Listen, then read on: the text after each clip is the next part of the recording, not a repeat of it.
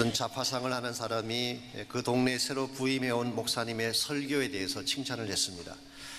상점에 찾아오는 사람마다 붙잡고 이번에 새로 오신 목사님 설교는 참 훌륭하다고 칭찬하는 것입니다. 하루는 어떤 손님이 그 상점 주인에게 물었습니다. 지난주에 목사님이 무슨 설교를 하셨습니까? 그랬더니 모른대요. 자기는 시간이 없어서 교회 나가본 적이 없대요. 아니 그럼 설교를 잘하시는지 못하는지 어떻게 하십니까? 그렇게 했더니 주인이 대답을 했습니다. 그 목사님께서 오신 이후로 그 교회 다니는 사람들이 외상값을 잘 갚는다고. 오늘날 세상 사람들이 무엇을 가지고 우리 거창한 삶을 평가할까요? 우리가 입고 있는 옷을 가지고, 우리가 전하는 말을 가지고 평가할까요? 아닙니다. 세상 사람들이 크리스찬에게서 진짜 보고 싶어하는 것은 실제적 삶의 변화입니다. 아무리 훌륭한 교리나 아름다운 메시지를 전달해도 그것이 실제 삶과 연결되지 아니하면 가치를 갖지 못하는 것입니다. 오늘날 현대교회가 크레딧을 잃어가는 이유 중에 하나가 기독교 진리나 가치관이 허술해서가 아닙니다. 그 위대한 복음의 진리가 실제 삶에서 실천되지 않기 때문에 감동을 잃게 되는 것입니다. 그러므로 복음이 진짜 복음이 되게 하려면 우리의 삶이 복음에 걸맞아야 합니다. 하나님께서 우리에게 주신 복음은 위대한 복음인데 우리가 복음과 다른 삶을 추구하게 된다면 우리의 삶은 결코 하나님께 영광이 될 수가 없습니다. 그러므로 우리가 어떻게 하면 우리의 삶이 실제적으로 복음에 합당한 삶이 될 것인가? 성경이 말하고 있는 기독교 신앙의 진수가 어떻게 하면 우리 삶을 통해 실천되게 할 수가 있을 것인가? 오늘 주신 이 본문을 가지고 이것을 함께 정리해 보려고 합니다. 오늘 같이 읽은 본문에 보시면은 우리 삶 속에서 드려져야 될 참 예배가 어떤 것인지를 오늘 성경이 소개를 하고 있습니다. 사도 바울은 지금까지 기독교 신앙의 핵심 교리에 대해서 설명을 해왔습니다. 그리고 오늘 12장을 시작점으로 해서 마지막 장인 16장까지는 지금까지 설명했던 핵심 교리의 실천편을 우리에게 소개합니다. 바울 스신의 아주 전형적인 포맷이라고 할 수가 있죠. 앞부분은 닥트린에 대해서, 그리고 후반부는 프랙티컬한 적용에 대해서. 그래서 어떤 성경학자들은 오늘 이 본문을 비록 두 절밖에 되지 않은 짧은 말씀이지만 실천편의 대강령이다 이렇게 부르기도 합니다. 앞으로 전개될 실천편의 대원칙을 오늘 본문이 담고 있기 때문에 그렇게 합니다. 1절 말씀 먼저 보시면은 그러므로 형제들아 내가 하나님의 모든 자비하심으로 너희를 권하노니 너희 몸을 하나님이 기뻐하시는 거룩한 산제사로 드리라. 이는 너희가 드릴 영적 예배니라. 오늘 본문의 첫 단어가 그러므로로 시작합니다. 사실 이 그러므로라는 이 단어는 우리말 문법으로 이야기하자면 부사에 해당합니다. 그러나 헬라어 원문을 보게 되면 문법적으로는 컨정션, 접속사로 그렇게 표현이 되어 있습니다. 문장과 문장을 연결시켜주는 접속의 역할. 그래서 어떤 분들은 이것을 합쳐서 접속 부사다 그렇게 부르기도 합니다만은 이 그러므로라는 이 단어는 바울이 지금까지 이야기했던 모든 논조를 받아서 그 다음 단계로 넘어가기 위한 접속의 역할을 하는 것입니다. 지금까지 바울이 무엇에 관해서 말씀을 해왔나요?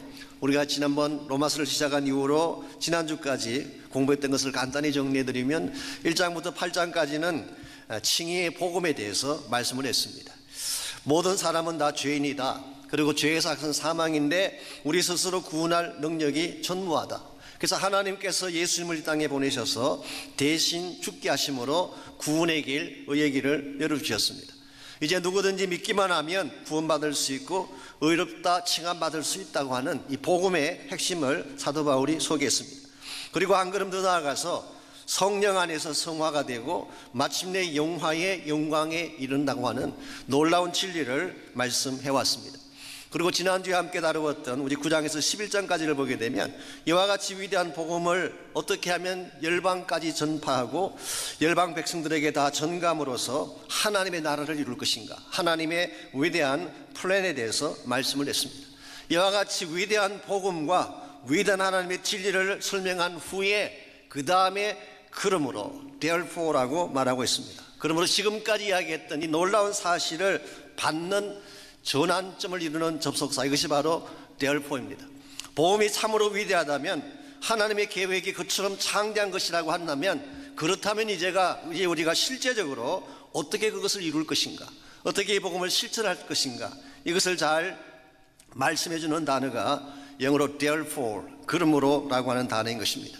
그래서 로이드 존스 목사님은 이것을 위대한 therefore, Great Therefore라고 그렇게 불렀어요.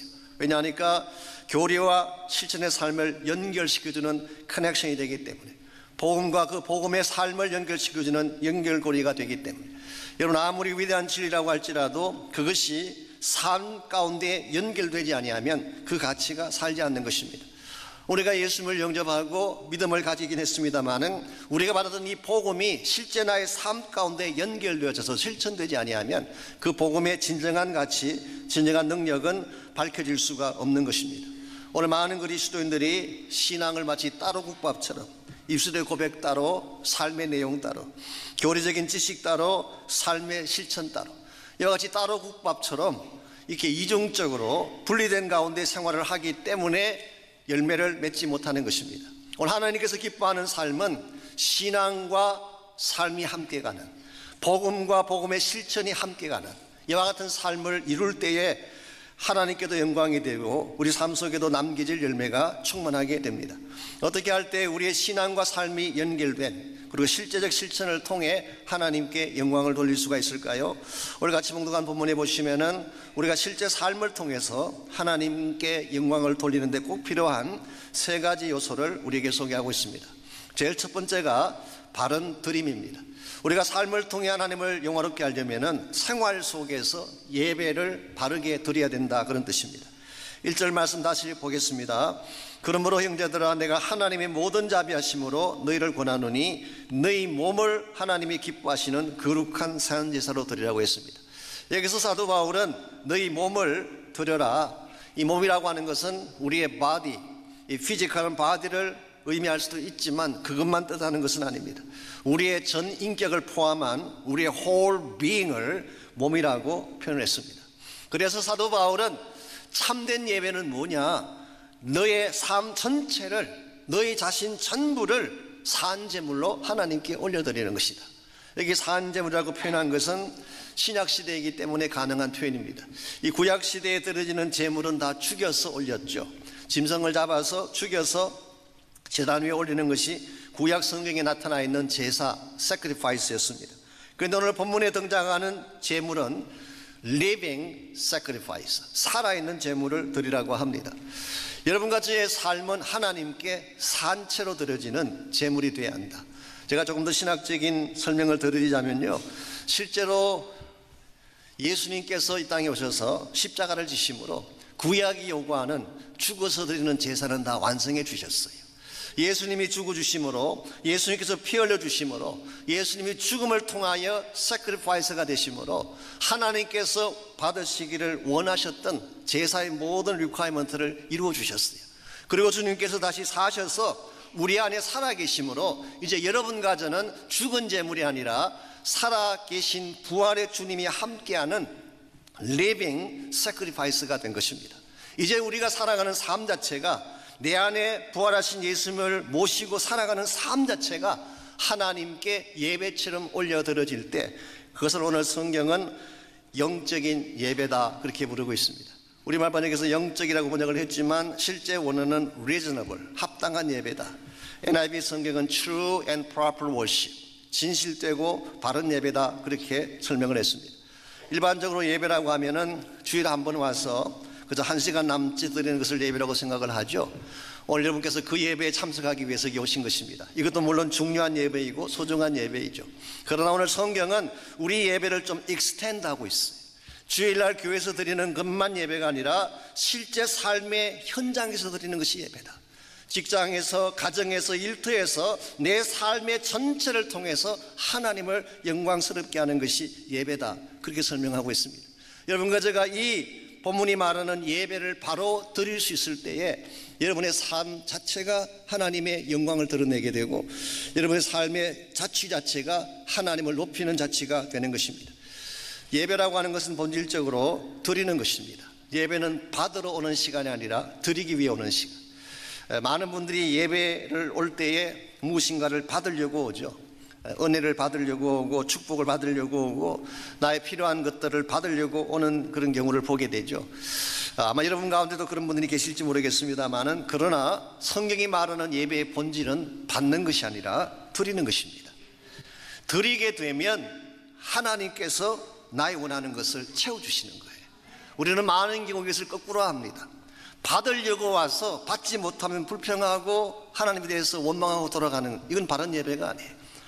하나님은 이미 여러분과 저에게 주실 수 있는 모든 축복을 다 주셨어요. 예수님 주셨잖아요. 생명의 구원 주셨잖아요. 천국의 소망 주셨잖아요. 이미 다 주셨는데 더 바랄 게 뭐가 있어요? 이와 같이 내가 이미 받은 은혜에 대해서, 그 사랑에 대해서 감격을 가지고 하나님께 나의 전부를 올려드리게 되면, 그때 하나님께서 여러분이 필요로 하는 모든 것들을 넘치게 채워주셔서 여러분을 복되게 하시는 것, 이게 성경이 말하고 있는 바른 예배의 컨셉이에요. 옛날에 저희들이 명절을 당하면은 어르신들께 세배 드리러 가지 않습니까? 여러분, 세배 드리러 가는 목적이 뭔가요? 세배 돈 받기 위해서 가는 거예요? 어른을 공경해서 이렇게 리스펙트를 보여드리기 위해서 가는 거예요? 여러분들께서 세배를 드리러 가는 이유는 어르신께 존경을 표하기 위해 가는 것입니다. 근데 만일에 그 존경의 마음은 없고 얼마나 많은 돈을 가져오나 세뱃돈에 관심만 갖고 간다면은 그것은 장사가 되는 것입니다. 수금하러 가는 것이 되는 거예요. 우리가 하나님께 나올 때에 하나님께 무엇을 얻으려는 마음으로 오게 되면 완전한 예배가 될 수가 없습니다.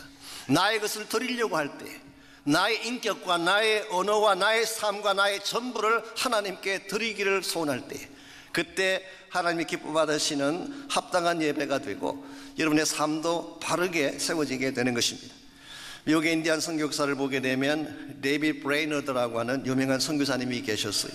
18세기 델라웨어에 있는 인디안 마을에 들어가서 복음을 전했던, 사실 이분의 영향으로 우리 미국 내에 대각성 운동이라고 하는 조나단 에드워드 같은 분들에게 영향을 주어서 대각성 운동이 일어나기도 했던 굉장히 귀한 분입니다.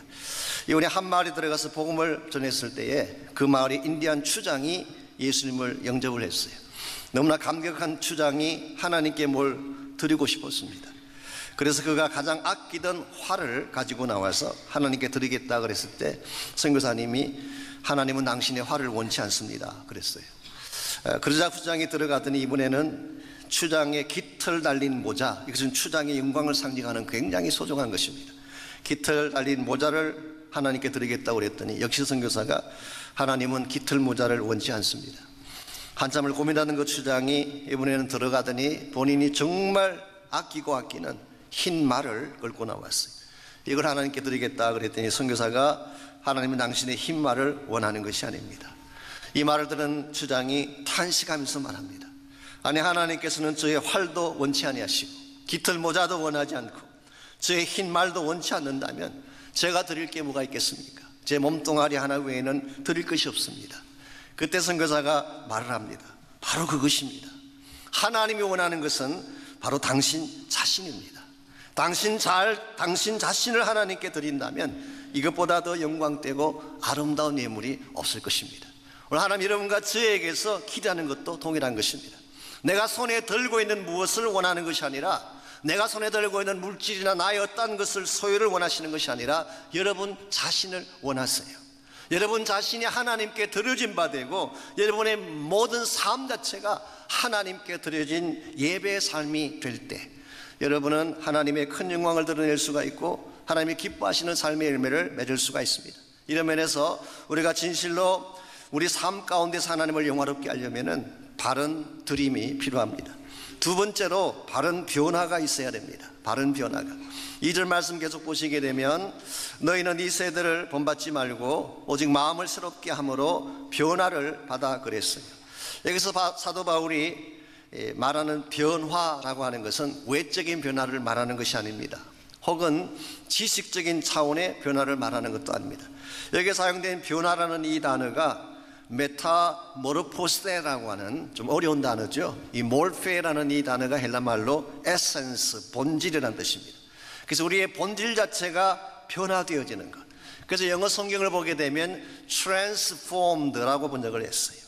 마태복음 17장 2절에 동일한 단어가 사용됐는데요, 예수님께서 변화산상에 올라가셨을 때에 영화로운 몸으로 변화되셨어요. transfiguration, 똑같은 단어가 거기서도 사용이 됐어요.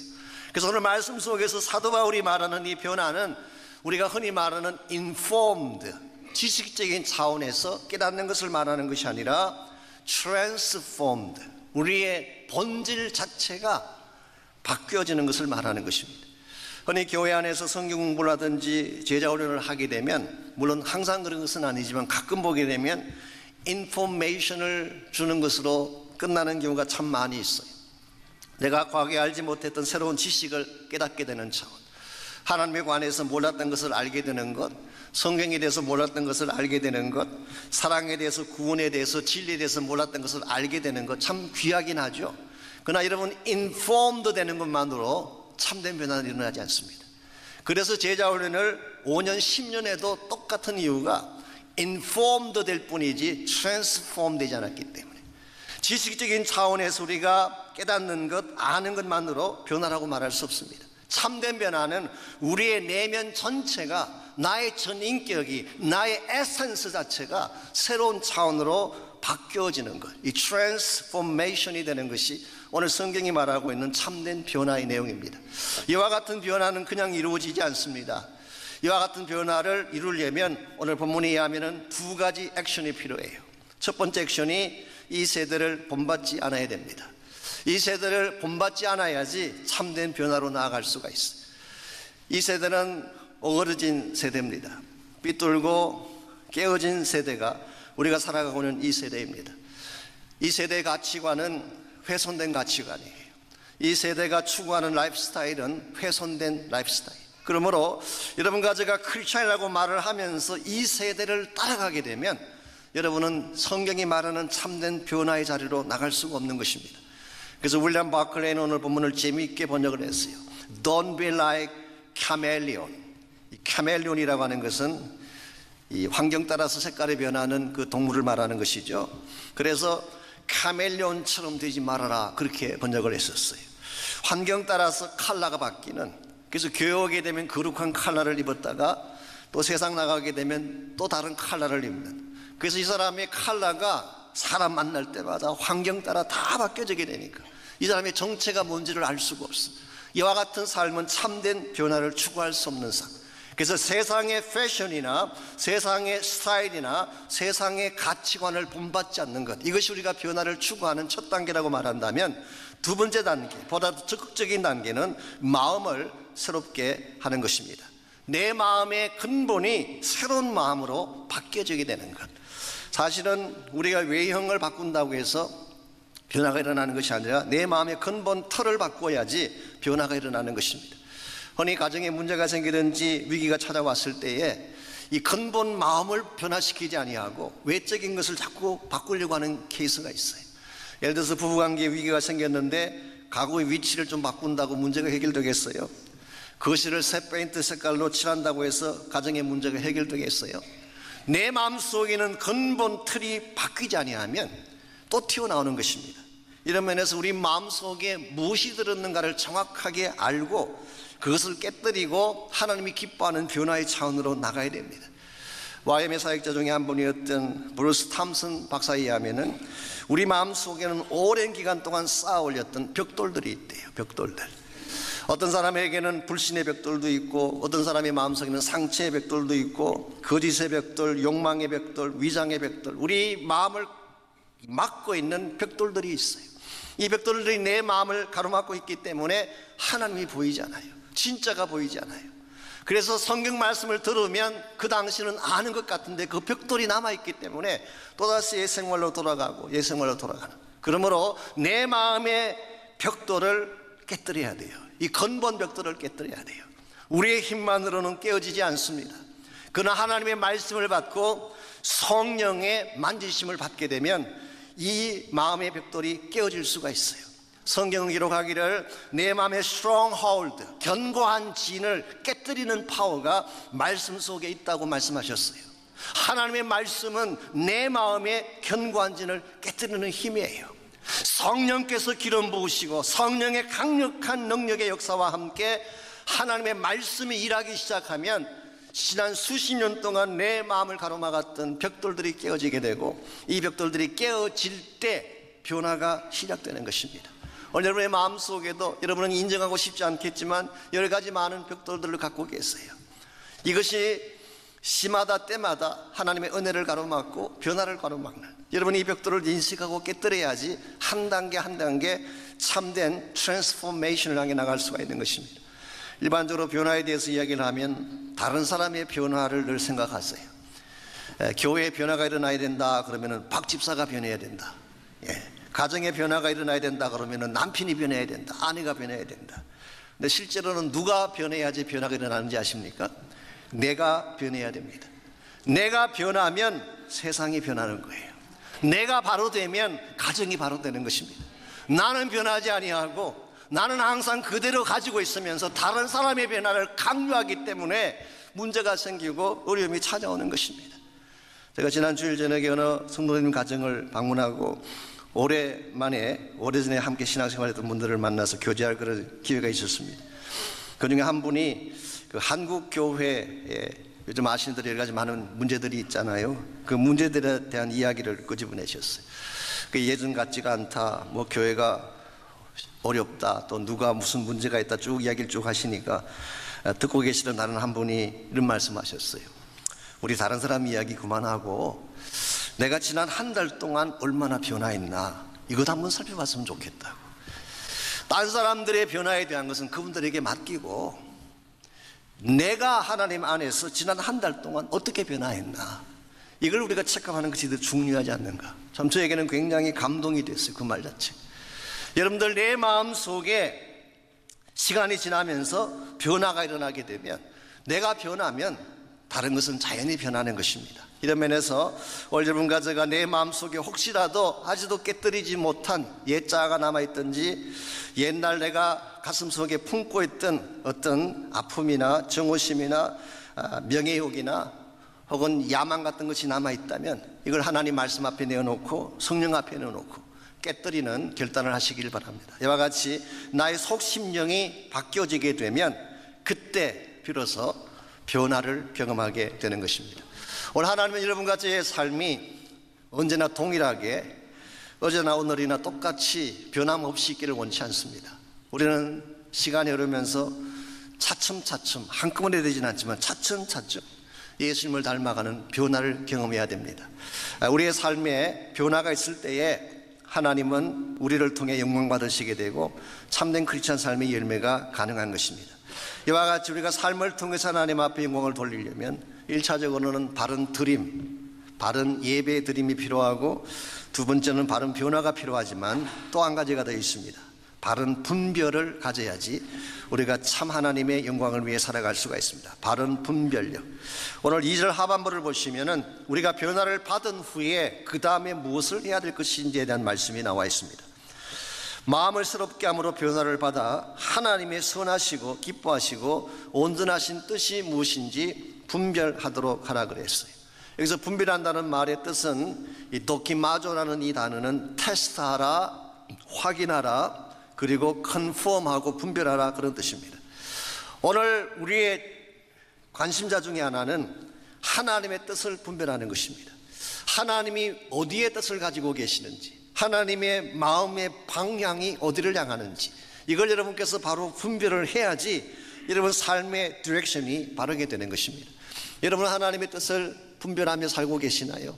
어떻게 하면 하나님의 뜻을 바르게 분별할 수가 있을까요? 물론 굉장히 많은 시간을 가지고 설명해야 되겠지만 오늘 본문만 가지고 이야기한다면 오늘 본문에 보시면 하나님의 뜻이 가지고 있는 세 가지 특징이 나와 있어요. 이 세 가지 특징을 보시면 하나님의 뜻을 분별하는 데 도움이 됩니다. 첫 번째로 하나님의 뜻은 선하다고 했어요. 선하다. good. 여기 선하다는 말의 뜻은 하나님은 항상 좋은 것을 주신다, 최선을 주신다. 이게 하나님의 뜻이에요. 우리는 가끔 하나님이 나를 저주하지 않을까, 나에게 나쁜 것을 주시지 않을까 걱정하지만 아닙니다. 하나님은 언제나 여러분에게 제일 좋은 것을 주시는 거예요. 이게 하나님의 마음이에요. 물론 가끔 고난을 주시기도 합니다. 가끔 시련을 안겨주시기도 합니다. 그러나 하나님이 고난이나 시련을 통해서 궁극적으로 주기를 원하시는 것은 최선을 주고 싶은 것입니다. 이게 아버지의 마음이에요. 그래서 마태복음 7장에 보게 되면 누가 아들이 떡을 달라 하면 돌을 주며 누가 아들이 생선을 달라 하면 뱀을 줄 자가 있겠느냐.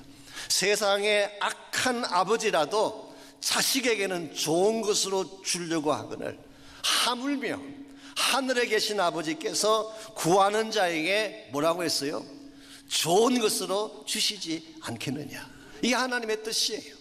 하나님의 뜻은 여러분이 잘 되는 거예요. 여러분이 행복하게 사는 거예요. 여러분이 아름답고 존귀하게 사는 것입니다. 그러므로 하나님의 뜻은 첫 번째로 선한 특징 가지고 있어요. 두 번째 특징은 기뻐하시는 것. 여기 기뻐한다는 말의 의미는 acceptable 하다 그런 뜻이에요. 즉 하나님의 성품에 부합된다는 뜻이에요. 오늘 우리가 하나님의 뜻을 분별하려고 할 때에 하나님의 성품과 같이 가는 것이 아니면 하나님의 뜻이 아니에요. 예컨대 하나님의 성품이라고 하면 하나님의 속성을 말하는데요, 하나님의 대표적인 속성이 뭐예요? 사랑이잖아요, 진리잖아요, 거룩함이잖아요. 하나님의 이 속성, 하나님의 성품에 부합되지 아니하면은 아무리 포장을 잘하고 좋게 이야기를 해도 이것은 하나님의 뜻이 아닌 경우가 많습니다. 예를 들면 아무리 그럴듯해 보여도 그게 진리가 없다면 하나님 뜻 아니에요. 그것이 사랑을 위한 것이 아니라면 하나님의 뜻이 아닌 것입니다. 이런 면에서 하나님의 기뻐하시는 것, 하나님의 성품에 부합되느냐 아니냐를 보면 하나님의 뜻을 분별할 수가 있습니다. 세 번째로 온전하다 그랬어요. 온전하다는 말의 뜻은 모자람이 없다, 부족함이 없다 그런 뜻이죠. 퍼펙트하다 그런 뜻입니다. 그런데 무엇을 이루는데 부족함이 없다는 것일까요? 하나님의 목적을 이룸에 있어서 완전하다 그런 뜻입니다. 하나님께서 정하신 하나님의 목적을 이루는 데 있어서 하나님의 뜻의 방향은 언제나 완전한 것입니다. 오늘 여러분과 제가 이와 같은 하나님의 뜻을 잘 분별하고 하나님의 뜻한 바를 향해 살아가기 시작할 때 여러분의 삶은 하나님께 영광이 되고 남기는 열매는 가치를 갖게 되는 것입니다. 성경이 말하는 크리스찬 삶의 본질은 나의 뜻, 나의 꿈을 이루는 것이 아닙니다. 하나님의 뜻을 발견하고 그 비전을 향해 살아가는 것이 성경이 말하고 있는 크리스찬 삶의 바른 방향입니다. 우리가 사는 이 시대는 참으로 혼란한 시대입니다. 모든 것이 다 허려져 있고 모든 것이 세상화되어 있기 때문에 여러분이 자칫 잘못하면은 여러분도 인식하지 못하는 가운데에 세상의 흐름에 떠내려갈 가능성이 많습니다. 이 세상은 물질 중심적이지 않습니까? 이 세상은 쾌락 중심적이지 않습니까? 이 세상은 이기적이고 자기만을 높이기를 원하는 가치관이 이 세상에 팽배해 있지 않습니까? 그래서 세상에서 말하는 성공이라고 하는 것은 더 많이 가지는 거예요. 더 높아지는 것이 성공이에요. 더 많이 즐기고 누리는 것이 성공이라고 믿는 시대.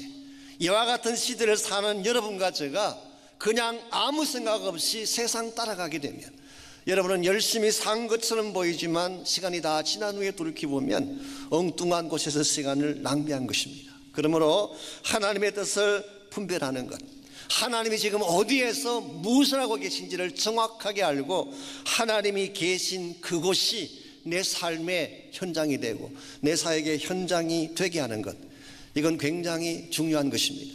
우리가 이것을 바로 할 때에 우리의 삶은 세상을 따라 떠내려가지 아니하고 하나님이 기뻐하시는 열매를 향해 바르게 나아갈 수가 있습니다. 일제시대 일본의 그 목사님 중에 나가오라고 하는 목사님이 계셨어요. 아마 우리에겐 잘 익숙하지 않을지 모르지만 그리고 큰 무슨 업적을 세우신 목사님은 아닙니다. 이분이 처음 교회를 개척하실 때에 그 나가사오라고 하는 미신이 굉장히 심한 그 지역에 교회를 시작을 하셨습니다. 6개월이 지났는데 교인이 한 명도 오지 않아요. 1년이 지나갔는데도 마찬가지였어요. 3년이 지나고 4년이 지나가도 아무도 교회에 오지 않았습니다. 그럼에도 불구하고 이분은 한 번도 그러지 않고 매주 예배를 드렸어요. 자, 예배 드릴 때 누가 성도일까요? 자기 부인하고 어린 자녀들. 만일 우리라면 이와 같은 상황에서 그곳에 계속 남아 예배를 드렸을까요? 아마 계산이 빠른 현대 목회자라면 아마 다른 곳을 향해 나갔을지도 모릅니다.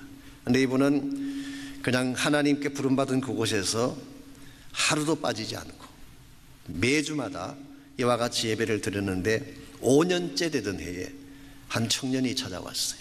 그 교회에 등록을 하겠다고 찾아온 것입니다. 그런데 그 청년을 보니까 각혈을 토해내는 폐결핵 환자였습니다. 요즘은 좀 다를지 모르지만 그 당시만 하더라도 결핵은 저주의 질병이고 죽음의 병이었습니다. 대다수의 사람들이 그런 사람이 왔을 때 배척을 하기 마련인데 나가오 목사님은 그 청년을 맞이하고 극진히 간호하고 그리고 복음을 통해 그 청년을 변화시켜 갔어요. 이와 같이 정성을 쏟았더니 하나님의 은혜로 기력이 치유가 되어지고 이 나가오 목사님의 사랑에 감동을 받은 이 청년이 신학교를 가서 나중에 목사가 됐습니다.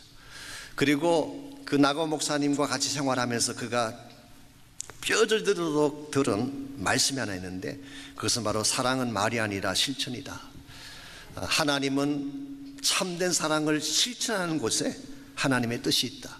이 사실을 그가 배웠기 때문에 이분은 나중에 기력을 치유받고 신학교를 졸업한 후에 남들이 가지 않는 고베에 있는 빈민굴로 들어가서 평생을 거기에서 사역을 하셨어요. 환자들의 고름을 빨아가면서 수많은 빈민들을 그리스도에게로 인도하는 사역. 이분이 누군지 짐작하시겠죠? 우리 훗날 20세기 성자라고 불려진 가가와 도요히코라고 하는 목사님의 스토리였습니다. 이분은 일본 빈민사역을 시작해서 빈민사역의 가장 아름다운 열매를 맺은 분이고, 나중에 2차 대전이 끝난 후에 한국과 중국에게 일본의 침략을 사죄하게 됐던 분, 그리고 노벨 평화상 후보까지 올라갔던 그런 분이었어요. 여러분, 5년 동안 한 명의 성도가 오지 않았던 나가오 목사님의 사역, 실패였나요? 성공이었나요? 우리가 인간적인 시각에서 본다면 실패처럼 느껴집니다. 5년 동안 전심을 다 쏟았는데 한 명 건졌어요. 그런데 만일 나가오 목사님이 그 한 명을 건지지 않았더라면 가가오라고 하는 이 위대한 목사가 탄생할 수 없었을 것이고, 이 목사가 탄생하지 않았더라면 일본 빈민사역은 일어나지도 않았을 것입니다. 오늘 많은 사람들이 세상 기준을 가지고 우리의 인생을 평가하려고 합니다. 세상 가치관을 가지고, 인간적인 가치 기준을 가지고 우리의 성공과 실패를 가늠하려고 하는데, 참으로 여러분의 성공과 실패를 결정하는 것은 하나님이에요. 하나님의 뜻이 있는 곳에 성공이 있습니다. 하나님이 기뻐하는 사역이 가치 있는 사역이에요. 아무리 세상 사람들이 환호하고 박수를 보내고 큰 칭찬을 보내주어도 그게 하나님의 마음이 없다면 그것은 성공이라고 말할 수가 없습니다. 오늘 여러분과 제가 이 사실을 바로 깨닫고 하나님의 마음이 있는 곳에 나의 마음이 함께 갈 때, 주님의 손길 닿는 그곳에 나의 손길이 함께 갈 때, 주님이 가장 마음속에 소원하시는 그 소원이 나의 소원이 되어져서 주님의 영광된 뜻을 위해 살아갈 수 있을 때, 여러분 한 번을 살아도 가치 있게 살 수가 있고 하나님 영광을 드러낼 수가 있습니다. 사랑하는 성도 여러분, 이 시대는 점점 더 어두워져 가고 기독교 신앙의 불빛도 점점 약해져 가는 그런 시대를 우리가 살아가고 있습니다. 그러나 기독교 신앙의 불빛이 아무리 약해져 가도 복음은 복음입니다. 진리는 진리입니다. 만약 지금이라도 하나님의 백성들이 복음 앞으로 바로 돌아와서 복음다운 삶을 실천할 수만 있다면, 성경이 말하고 있는 참된 구원과 진리의 삶을 실천할 수만 있다면 얼마든지 기독교 역사는 달라질 수 있습니다. 세상은 변할 수 있는 것입니다. 전 여러분 한 분 한 분이 이와 같은 모습으로 therefore 진리를 받았으면 거기에 합당한 삶을 사시고, 복음을 받았으면 therefore 그러므로 복음에 합당한 삶을 살아가셔서 하나님의 영광이 되고 주님이 기뻐하는 열매들을 맺는 여러분 모두가 되시기를 주의 이름으로 축원합니다.